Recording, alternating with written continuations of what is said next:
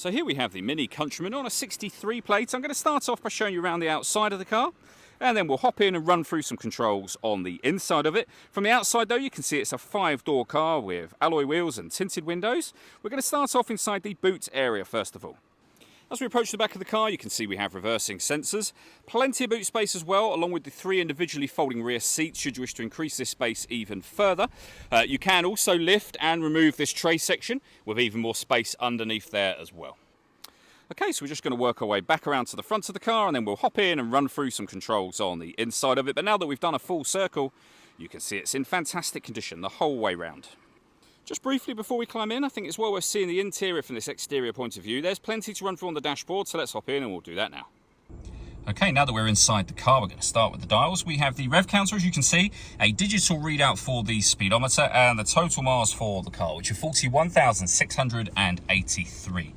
If we back out to the steering wheel, we have stereo and phone controls available. We've also got cruise control over on the right-hand side. In the centre, we have the main speedometer for the car. We've also got the fuel gauge in this section, and then our main controls for things like, for example, the radio. You can see there, so we have AM and FM radio, DAB, CD player, auxiliary input, and USB input. We've got our telephone, so you can pair up your phone to make and receive phone calls.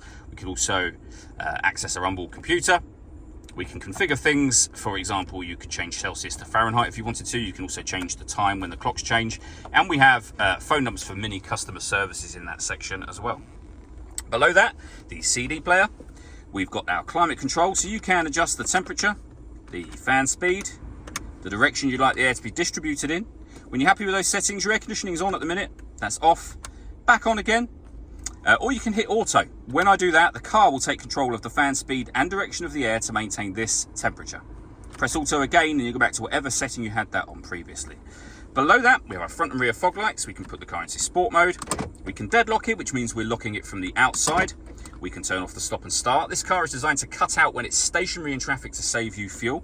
Our system is off when that light shows, and we can turn off our traction control as well. We have a 6-speed manual gearbox and then USB and auxiliary inputs. All that leaves me to say is thank you for taking the time to watch this video. If you'd like to come and see the car for yourself and have a test drive, please feel free to give us a call here at Glenbourne's. We'd love to hear from you soon.